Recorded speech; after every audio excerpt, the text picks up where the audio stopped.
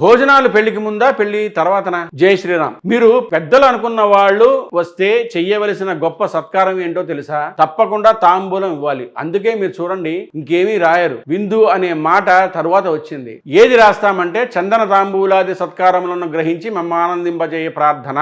చందన తాంబూలాలు ప్రధానంగా ఉండాలి. అందులో వచ్చిన వాళ్ళకి గౌరవం ఏమిటి అంటే చందనం రాస్తారు. చందనం ఎప్పుడు రాస్తారు?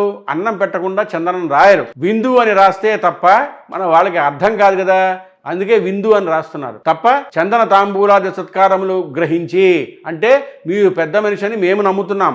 మీరు పెద్ద మనిషి కాబట్టి ఎందుకు రావాలి మా ఇంటికి?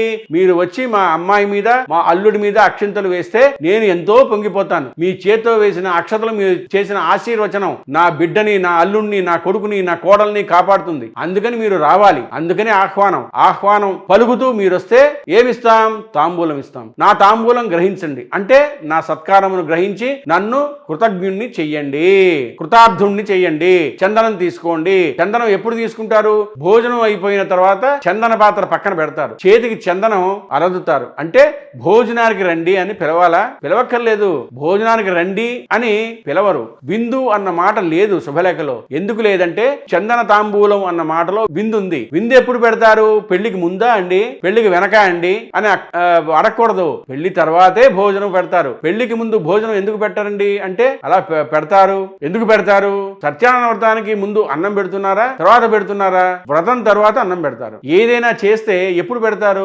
లక్షవతుల నోముకి పిలిచారు. ఎప్పుడు పెడతారు? లక్షవతుల నోము అయిపోయాక పెడతారు. పెళ్లికి ఎప్పుడు పెడతారు?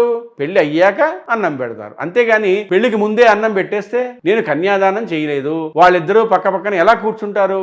నువ్వు అక్షతలు ఎలా వేస్తావు? ఏమిటి నీ అధికారం? ఇంకా నీ పెద్దరికం ఏమిటి? నిన్ను పిలవేయడం ఎందుకు? కాబట్టి అన్నం ఎప్పుడు పెట్టాలి? పెళ్లి అయ్యాక పెట్టాలి. కాబట్టి బుద్ధున వాడైతే పెళ్ళయ్యాక అన్నం పెట్టాలి కదా. కాబట్టి చందన తాంబూలాలు స్వీకరించి అన్న దాంట్లో అంత పెద్దరికం ఉంది. మీకు ఇప్పుడు ఒక ప్రశ్న, అసలు సుముహూర్తం అంటే ఏది? జీలకర్ర బెల్లం ఒకరి నెత్తి మీద ఒకరు పెట్టుకోవటమా, లేక తలంబ్రాలు పోసుకోవటమా, లేక ఒకరి కళ్ళల్లోకి ఒకరు చూసుకోవటమా? మీరు ఏమనుకుంటున్నారో కమెంట్ బాక్స్ లో పెట్టండి. హలో బదులు జై శ్రీరామ్ అనండి. మా ఛానల్ ని సబ్స్క్రైబ్ చేయడం మర్చిపోకండి. పెళ్లి సంబంధాల కోసం మా టెలిగ్రామ్ ఛానల్ మ్యాట్రిమోనీ ఇండియాలో జాయిన్ అవ్వండి.